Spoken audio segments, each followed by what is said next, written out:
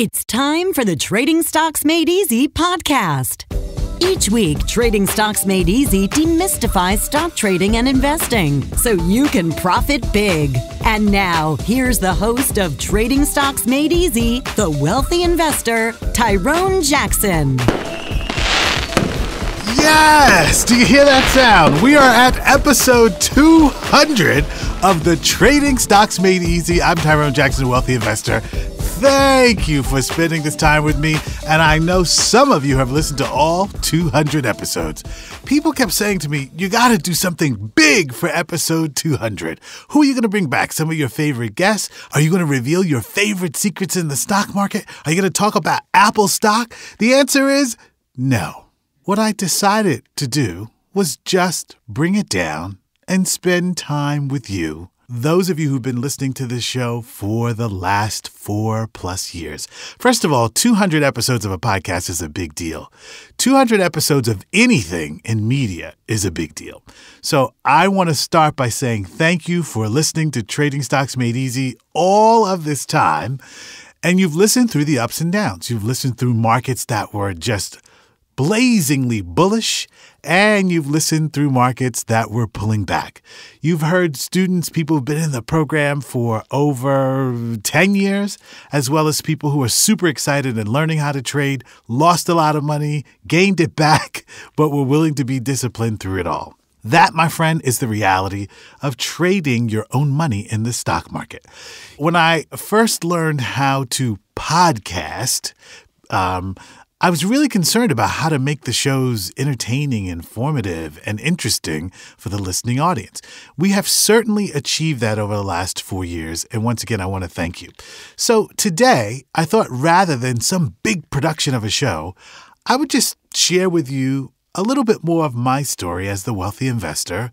If you've listened to any of the other episodes I've done that are kind of up close and personal, you know that I wasn't born the wealthy investor, raised by a single mother, right? Didn't know anything about money. We didn't have a financial education. Our financial education was, how is the rent going to be paid this month?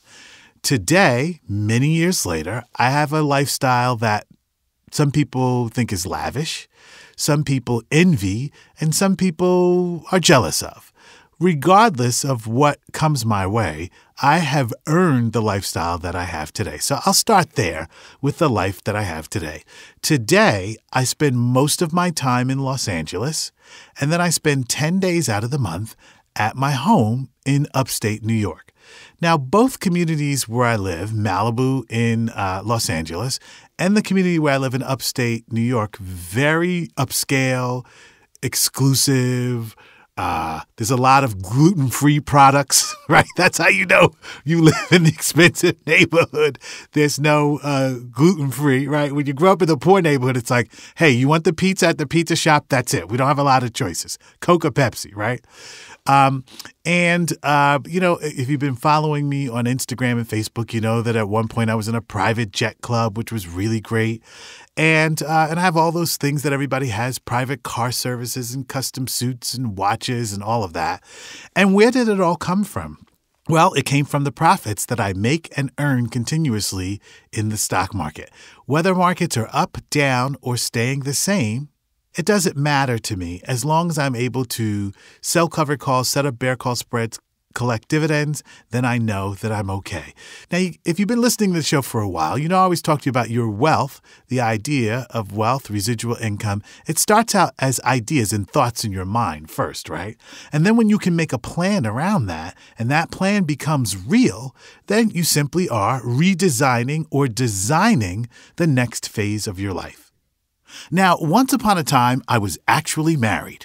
After we had built a house together, bought some land, built a house, and then started raising kids, I started designing my life as a husband.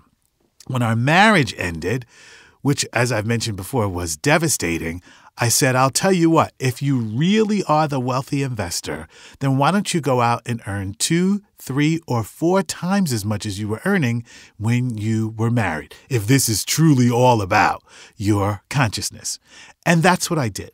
So I put pen to paper once I got past the emotional weightedness of it all, and I said, what do you want the next 5 to 10 years of your life to look look like? And that's called vision work, right? I had a vision for my life, and doing vision work is like a tool for me, like it is for a lot of you, that help you see where you want to be, but not in practical terms, but in grand terms. So, I always say one of the things that I don't like about today's public school education is we're never taught to dream. And you're never taught to dream or visualize in college. It's a skill that you usually learn by listening to things like podcasts or Tony Robbins or motivational speakers or Oprah who say it's okay to dream something big. So my next dream was to have a bi-coastal lifestyle. As most of you know, before I became the wealthy investor, I spent my time on television selling products in commercials, and I show up in a lot of movies that you now see on streaming services, and I still get residuals from them, baby, so I can't be upset with my movie and acting career. I learned from my father that I like to invest money. Like, for example, if you're in the entertainment business, you're making money. One of the things that you learn really on is like you should be investing this money because it comes in chunks and waves into something a little bit more stable so you can have a stable financial life. For me, I initially started out in real estate. I've talked about this on the show a lot. I didn't take to real estate because I found myself in court trying to collect rent to make sure that I made the mortgage payment, et cetera, et cetera. And plus, when it comes to real estate, I'm just not good at hanging windows and repairing furnaces. My skills have more to do with vision and numbers. I seem to be able to do really great things with numbers. So when my divorce was over, I gave up, let's just say, at least $500,000. Let's put it that way, because when you get divorced, you have to split everything 50-50. I worked it out so I was able to pay that over time. I didn't have to come up with it as a chunk. And paying over time, my mother used to call it layaway, paying over time allowed me to still grow what I had in the stock market. So I will just say this. When you're earning $50,000 or more in the stock market every single month, your next goal is to keep it steady. Now, how does one begin the process of earning $50,000 or more each month in the stock market? Well, you have to learn the tools of allocation, right? So a $100,000 trading account is not going to get you $50,000 or more in covered calls and volatility profits, right? You have to be trading somewhere with $350,000 or above.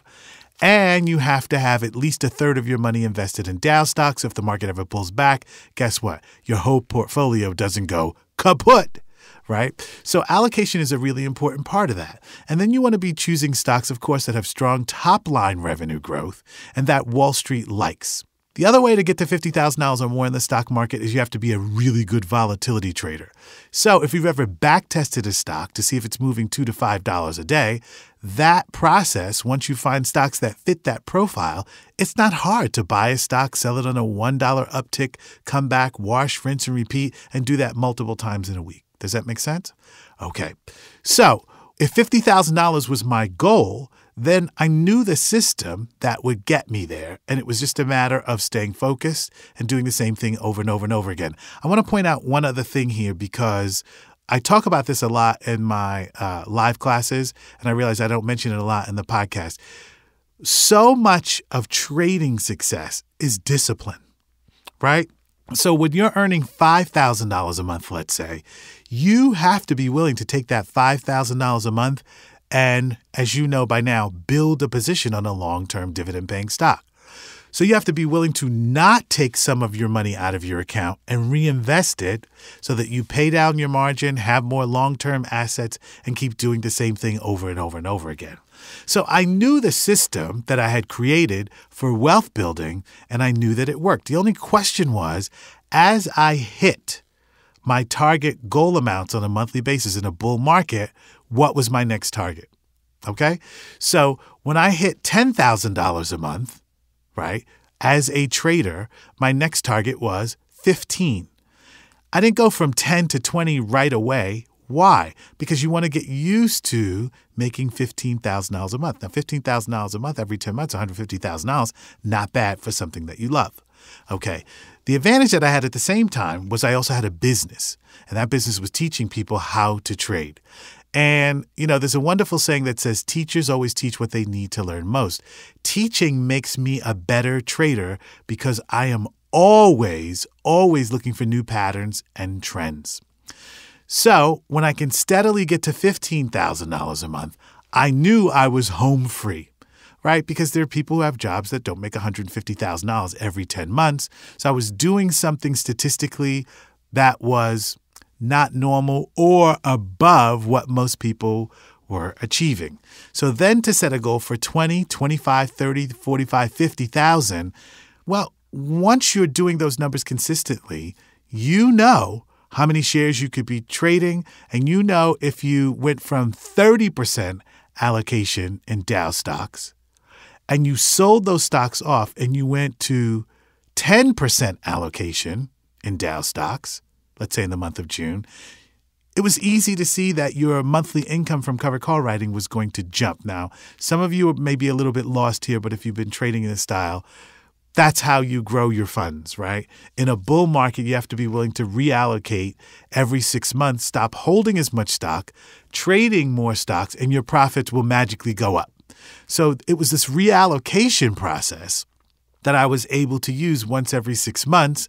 And therefore, although I was holding a little less stocks on the long end, I had more capital to trade Dow and S&P stocks that paid a dividend, so I knew I wasn't taking on too much risk. Okay, well, when you're making, let's say, between $25,000 and $50,000 a month in the stock market, right, you get some vision going on. Because you don't have to be a genius if you do $25,000 a month times 10 is $250,000. By the way, why do I use 10 months? Because it's just easy to do the math rather than say 12 months out of the year. People get confused that way. So I always keep it at 10 months. Well, $250,000, now you have some choices. And this is where it got really interesting for me because I realized my passive income was growing quite nicely. I was able to take a salary from the business, and then the business could have a stock market trading account. Isn't this wild? So this is what I'm saying. I want to share some of these ideas that have worked for me. So now if I had $20,000 to $50,000 on the personal side, the question is, could the business, the corporation, also have a trading account? The answer, of course, is yes. So now, if I knew how to grow the trading account on the personal side, I also knew how to grow the trading account on the business side. Now, I don't want to lose you too early here in the show, but when the business income trading got to a certain level, I knew I could spin off another corporation that did nothing but trade stocks. No employees, none of that. It took me a while to realize that, but all of a sudden now you have this triple income stream. Why? It's the same market, but trading for me personally, trading for the company that I own. And then I could see once a year, once every 2 years, I would start a whole nother company that was trading stocks. And I could grow that money through covered call writing or take a salary from the second company, right? So I always say success is nothing but a series of positive habits, right? And although I don't come from a family that was financially educated, I learned and studied from reading books on how creative people grew their money. So who would ever think that your business should have a trading account, that some of the money that comes in from your business should be funneled into a trading account, right? And then people say, why would you do that? And I say, because money is my employee, right? So if money is constantly working for me, then the only real question is, what am I going to do with the profits? Okay, so I'm going to share with you some of the things that I did with the profits outside of having a corporate trading account, starting another corporation, right, and then my own funds. All right, so there's a point in your financial life which you will reach when you will have enough money to survive, right, to pay your bills and maybe have a nice vacation.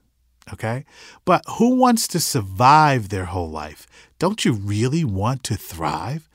Don't you want to have more money than you actually need? When I was growing up, my father used to say to me, you have to learn to live within your means. This was his big financial tip. And he had the same rhythm on the words, live within your means. Now, I was never the kind of kid who was disrespectful, but I would never say anything, but I would think things in my head. I was like, we already don't have anything. Like, how far down are we supposed to go? We're already in the financial gutter of life.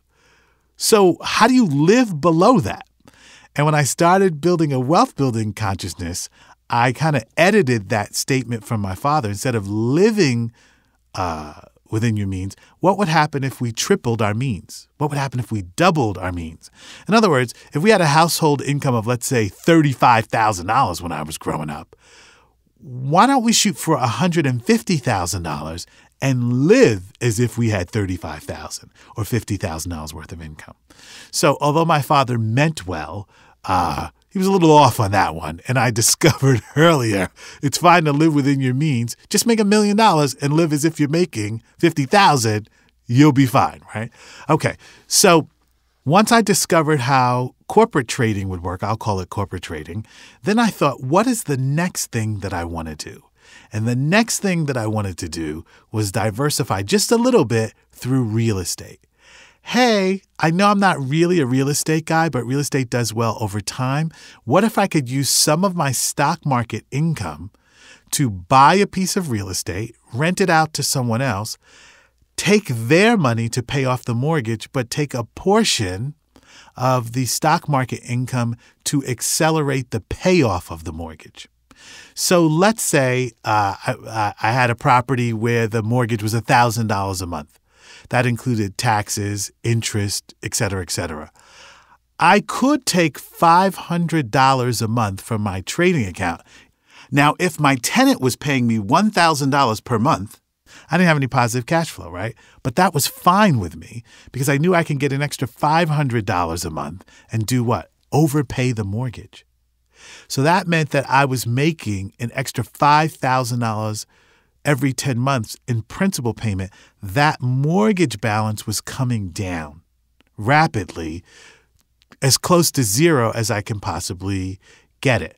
Now, this wasn't so that I was rich from real estate in the short term. It was more of a longer term play. Like, how do I pay off this property in 5 years or less? Well, what if I don't use the money to pay it off? What if the stock market just automatically gives me the money to pay down that mortgage?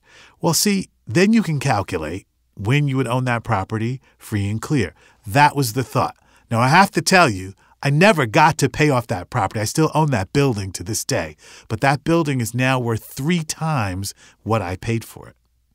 So even though the stock market has helped me to significantly reduce that mortgage, because the tenant pays off, God, I hope they're not listening right now, but the tenants pay off the mortgage for me. In my case, and I know you're not supposed to do it this way, I have zero positive cash flow, right? Because it just covers the expenses. And then I could use the money from the stock market. That's just trading. That's passive. Transfer it from my TD Ameritrade account to my corporate account and make an extra principal payment every single month. And I have to tell you, taking this money from the stock market and making principal payments on properties that I own, that's kind of like my jam. I really like that. Now, the reason that I wasn't able to pay off the building is because when you own a building, there are a lot of expenses. So there are always things that you don't see. The roof, the landscaping, one of the trees around I remember when the trees fell, the stuff that happens during the winter. So therefore, I wasn't able to accelerate the payments because I had those unexpected expenses. And I'm fine with that. But anytime you buy something and 10 years later, it's gone up 3 times what you paid for it, and your mortgage is down significantly, I could live with that because that's called wealth. Meaning if you took away what I owned on the building, it's worth a lot more even with the mortgage that's still on it. So I'm fine with that strategy. I always like to say wealth is not a one-size-fits-all, right? So what's right for me in wealth building might not be right for you.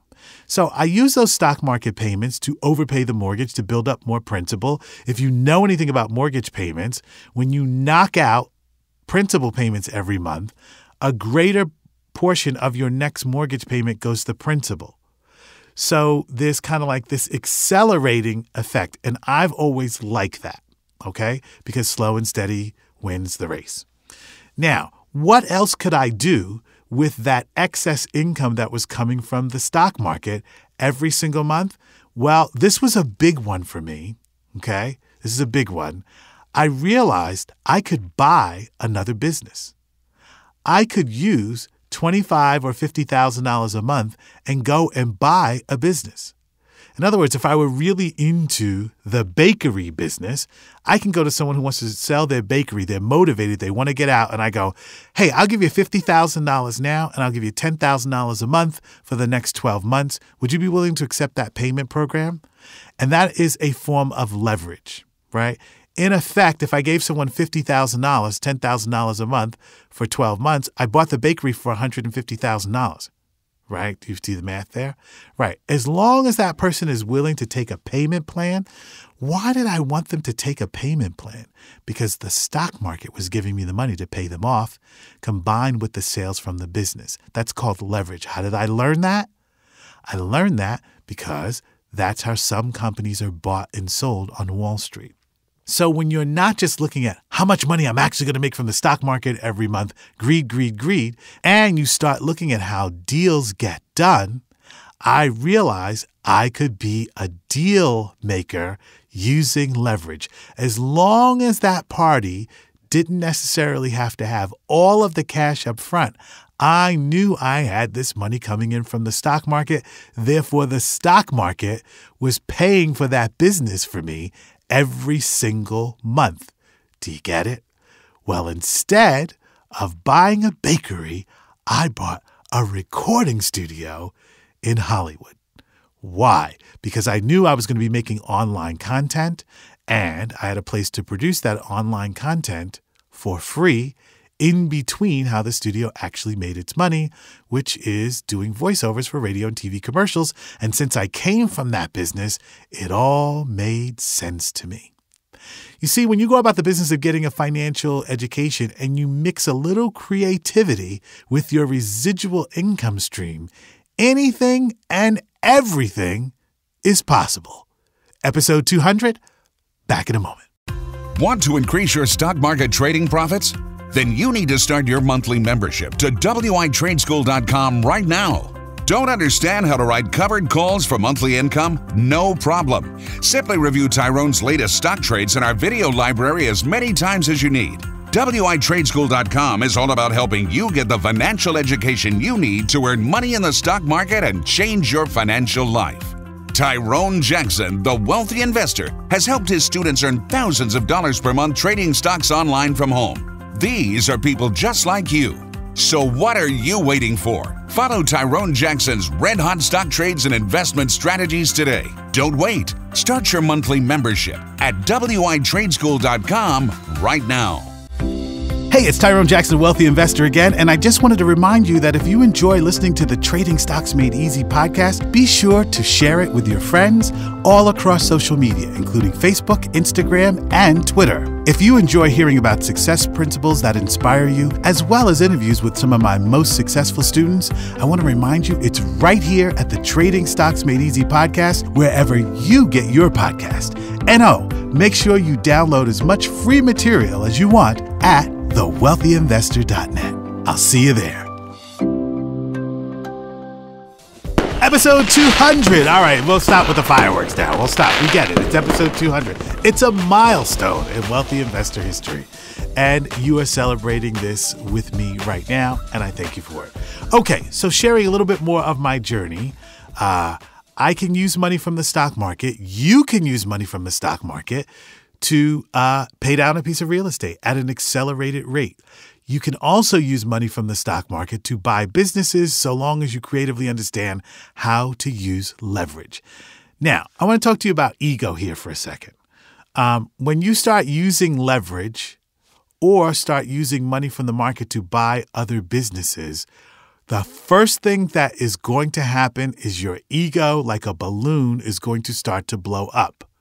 Why? Because when I realized I had this monthly income from the stock market, would I ever have to go to a bank to borrow money? Probably not. Why? Because when you're earning $25,000 to $50,000 a month, you are the bank.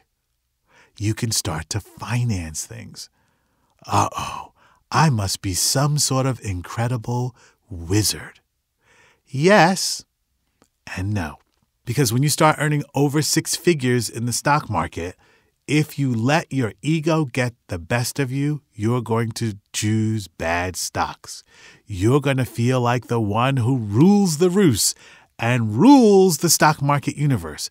And the truth is, none of us do. We just have to bring it down and learn to adhere to the rules of trading and respect the Dow Jones Industrial Average and the S&P 500. Now, let me tell you another reason why you don't want your ego to get really big is because that $25,000 to $50,000 a month, are you ready? It won't always be there. It will decline from time to time when we get a pullback in the market, right? So when you're at a six-figure level as a trader, you have to be willing to accept the natural vicissitudes of the market, which is some months, if the market pulls back, reacts negatively to external data or information, your ability to sell covered calls and volatility trade at that level is going to disappear for a while. That's why you have to have your head on straight. Because when the market pulls back, you'll always make money if you convert over to spreads and longer dated cover calls, but you might not hit that same income target consistently. Now, the good news is the average pullback in the stock market lasts about 37 days. However, in 2022, we saw a pullback of a certain magnitude we had not seen in 22 years. So trying to get that same level of income, a little bit more difficult, more challenging, unless you switch your allocation from some of your long-term holds into spreads on highly volatile stocks and Dow components. Okay? Now, that is a shock the first time it happens to have to be that flexible where you go, well, I'll go get that money another way. But that's what happens. And I got to be honest with you, that's one of the things I really love about the skill of trading is that there are a lot of ways to make money in the stock market, but you have to know when to switch essentially from one gear, which is bullish, into another gear, which is bearish, and using leverage at the same time. So being able to be a flexible trader and not think that you are ruling the universe when you hit the six-figure level is a skill. So I love to always stay in gratitude. So every day, every other day, I leave a little quiet time at night to think about at least three things that I'm grateful for, right? And when you're sitting in your place in Malibu and you hear the Pacific Ocean outside your door, it's easy to find three things. So if I were to practice gratitude right now, what three things would I be grateful for? Well, I'd be grateful for the studio in which I get to record the show. I'd be grateful for you listening. And today, I am grateful for Kevin Cleland, the engineer, who mixes the show to perfection. When the show is done, I go, Kevin, make me look good. He goes, don't I always? What's going to happen differently today? So Kevin, through the glass, I say I'm grateful for you today. All right. So when you live a good life, it's easy to find gratitude. Now, let me just give you some other things that the market has done for me. Obviously, it helps me have a 5-star vacation. My favorite place in the world is Maui at the Four Seasons. So I know I can go there whether the market is up, down, or stays the same. Why? Because the money to go to Maui doesn't come from my salary. It comes from my trading profits most of the time. I'm also grateful that I've put 2 kids through college courtesy of the stock market. Right? So my youngest daughter, who I just got off the phone with, who's in the middle of her sophomore year, I tell her all the time, man, the stock market is paying your tuition. She's like, I know. She doesn't really understand. But as she gets older and becomes more of a trader herself, she'll understand why residual income is so significant and so important. So I am happy for covered calls because my daughter goes to a great school and a chance to live her dreams. Finally, I said this on last week's episode. Some of you are getting dividends and you're so aggressive about wanting to grow your account, you leave those dividends in your account. No. Dividends are your reward for being an excellent trader. You know by now that you get your dividend checks deposited into your account and you want those coming out of the market into a special account, I believe, that finances your lifestyle. So if you're getting $2,500 to $5,000 a year in dividends, you need to take that money in July and come spend it with me in Maui when we do our 3-day intensive at a 5-star hotel with great meals and you meet great people, et cetera, et cetera. See, wealth is a series of positive habits. Get in the habit of letting your investments pay for your lifestyle. Now, with all of that said, I just want to say one other thing. Right? You can't plan to have every dollar of every covered call that you generate during the month come out of the market. Obviously, in the strategies and styles that we're trading, some of that money has to be reinvested back into the account. That's how you get your income to grow. But you can make a plan, right? Hey, every 3 months I'll pull money out, pay down a piece of real estate. Every 3 months I'm going to pay my daughter's tuition. Every 3 months I'm going to do something else. So as I look forward, the stock market will continue to be a valuable part of my life because it's probably going to pay for someone's wedding. Not right now. Don't get married right now. But at some point, it's probably going to be the thing that pays for someone's wedding. And it's probably at some point going to finance, not right now, my grandkids' trading history. You see, when I have grandkids, they'll all get trading accounts probably in the first month in which they're born. And what will I do in those trading accounts? I'll trade covered calls for them so that by the time that they reach 18 years of age, maybe, just maybe, they're earning $25,000 to $50,000 a month. The best thing you could ever do with wealth is pass it on to someone else. Okay? So I just wanted to give you in this particular episode some insight into my life, how the market has helped me and changed my life. But here's the best part. It can really change yours if you stay consistent. Now, I want to say one other thing about financial planning when it comes to profits. Please do me a favor because this is a technique that I use. I pass it on to you. You ever have one of those months in your life where you just don't have enough money because your car went down, the dishwasher broke, there was some unexpected expense that you just didn't see? Yes? That's what your residual income in the stock market is for. It's for that unexpected thing that is going to happen to you, going to happen to your spouse, going to happen in someone in your family, and you're going to need money pretty quickly to resolve that issue. You see, I don't teach you to, worship money, but we have to respect the fact that it has a place in our lives. And even if we're making $5,000, $2,000 a month in the stock market, we have a source of residual income to help us through the unexpected times that none of us can anticipate. Okay? So, I hope you're grateful for some of these ideas that I'm passing on to you because just one of these ideas can radically change your life in 2023, right? So I know how the market has changed mine, and I will have unexpected expenses in the future that I can't see. How do I know? Because my house in New York has had the basement flooded several times. And I've gotten a phone call, your whole home theater is wiped out. Everything is underwater in your basement. How soon can you get back here to New York to deal with this? Each time to repair the basement, it's cost me $15,000 to $20,000.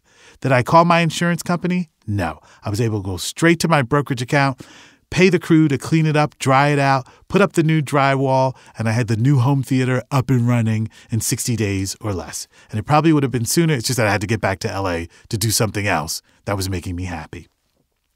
Money doesn't make you happy, but it sure gives you a lot of choices. Okay? All right. I could go on and on and on, but I'll save this for episode 300 when we get there. But episode 200 is now in the books. I thank you for, again, listening. Remember, all of your financial success in your life will be based on what you believe to be true. You will need more residual income in your life as you get older. Why? Because there's only 40 hours in a work week, and you can't work your way to wealth, but you can certainly invest there. All right, join me at WI Trade School this week for another fascinating lesson. This week was actually on V-bottoms and retracement. I hope you start your membership at WI Trade School right now. And guess what? This is my last episode of 2022. The next time you hear from me will be an early, prosperous 2023. Tyrone Jackson, the Wealthy Investor, saying, have a great holiday, folks, and I'll see you in the new year. Bye-bye now. You've been listening to the Trading Stocks Made Easy podcast. Be sure to rate and review our show on iTunes. While you're on iTunes, be sure to click the subscribe button, and you'll automatically receive our next episode.